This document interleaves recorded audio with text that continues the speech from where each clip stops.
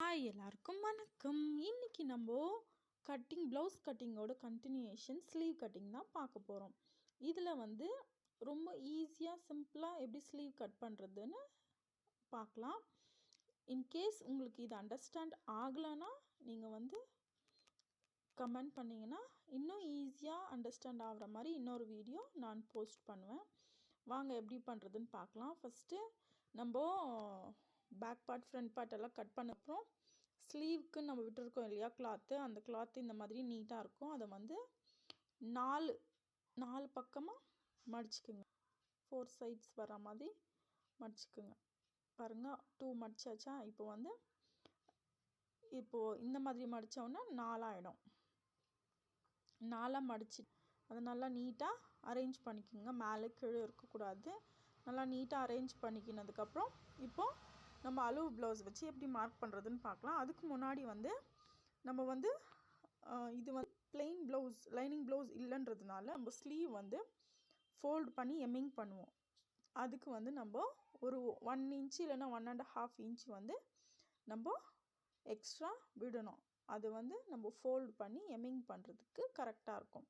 பாருங்கள், ஒரு long scale வச்சுட்டு உங்களுக்கு எவ்வளோ உள்ள ஸ்லீவுக்குள்ளே எம்மிங் பண்ணுறதுக்கு கிளாத் வேணுமோ அந்த அளவுக்கு மார்க் பண்ணிக்கோங்க.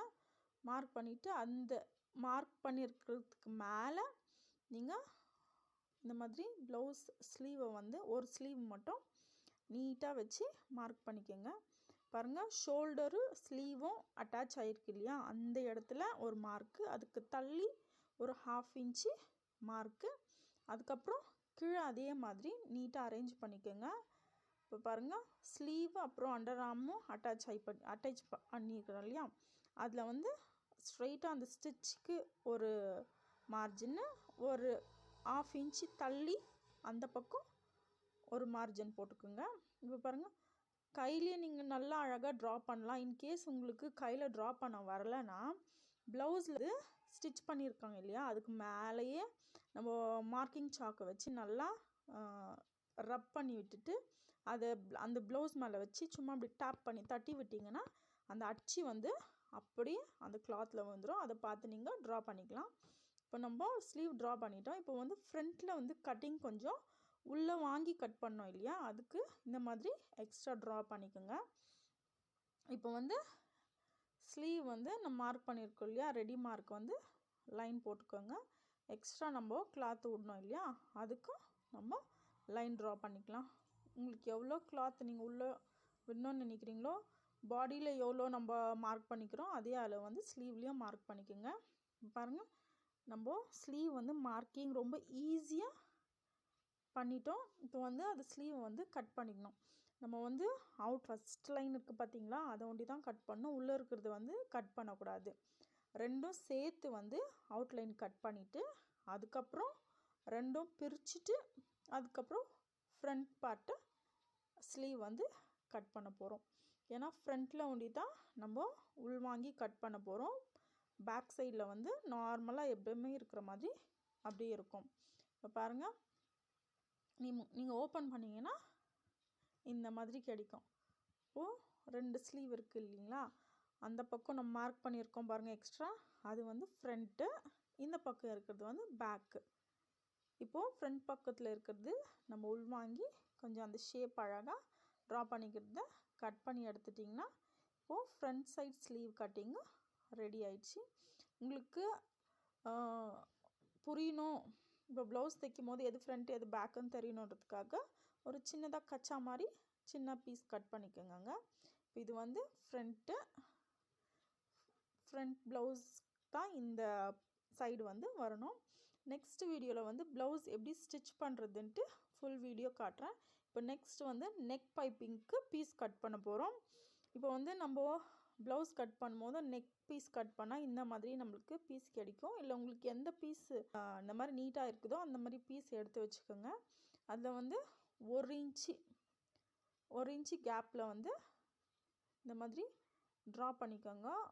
இப்போது ஒரு 4 பீஸ் 5 பீஸ் தேவைப்படும். அதை அட்டாச் பண்ணணும். பைப்பிங் பீஸ் எப்படி அட்டாச் பண்ணுறதுன்னு நான் உங்களுக்கு ஒரு வீடியோ போடுறேன். ஸ்டெப் பை ஸ்டெப் இப்போ எப்படி ப்ளவுஸு 1 by 1 நீங்கள் கட் பண்ணுறது எப்படி நான் வீடியோ போட்டிருந்தேனோ அதே மாதிரி ஸ்டிச்சிங்கும் step by step first back எப்படி ஸ்டிச் பண்ணுறது, அதுக்கப்புறம் ஃப்ரண்ட் எப்படி ஸ்டிச் பண்ணுறது, அதுக்கப்புறம் பைப்பிங் எப்படி பண்ணுறது, ஸ்லீவ் அட்டாச் எப்படி பண்ணுறது, உக் பட்டி அப்புறம் ஐ பட்டி எல்லாம் எப்படி ஸ்டிச் பண்ணுறதுன்னு 1 by 1 நான் வீடியோ வந்து உங்களுக்கு அப்லோட் பண்ணுறேன். பாருங்கள், இந்த மாதிரி 1 inch 1 inch கேப்பில் வந்து லைன் ட்ரா பண்ணிவிட்டு அதை வந்து நீட்டாக கட் பண்ணி எடுத்துக்கோங்க. இந்த பீஸ் தான் நம்ம வந்து நெக்கு பைப்பிங்க்கு யூஸ் பண்ண போகிறோம். இப்போது இதை தான் ஃபுல் அண்ட் ஃபுல் கட்டிங்கு. அப்புறம் உக் பட்டி அப்புறம் ஐ பட்டி வந்து அதுக்கு பீஸ் தேவைப்படுது, அது பீஸ் எடுத்து வச்சுருக்கேன். ஸ்டிச் பண்ணும்போதும் அந்த பீஸை எப்படி நம்ம மார்க் பண்ணி ஸ்டிச் பண்ணுறதுன்னு உங்களுக்கு நான் சொல்லித்தரேன். இப்போது இந்த மாதிரி மார்க் பண்ணி நீட்டாக கட் பண்ணி எடுத்துக்கோங்க. இந்த வீடியோ உங்களுக்கு யூஸ்ஃபுல்லாக இருக்கும்னு நினைக்கிறேன். நிறைய பேர் சும்மா பார்க்குறீங்க, லைக் போட மாட்டேன்றீங்க. ஒரு லைக் போட்டால் எனக்கோ நான் ஒரு வீடியோ எடுக்கிறதுக்கோ யூஸ் ஆகும் இல்லையா? அதனால் மறக்காமல் ஒரு லைக் போட்டுருங்க. அப்புறம் மறக்காமல் என் சேனலை பாருங்கள். நெக்ஸ்ட் வீடியோவில் வந்து யூஸ்ஃபுல்லான வீடியோஸ் தான் அப்லோட் பண்ண போகிறேன். அதுக்கு உங்கள் சப்போர்ட் எனக்கு வேணும். நீங்கள் வந்து சப்போர்ட் பண்ணாதான் நான் அடுத்தடுத்து வீடியோ போட முடியும்.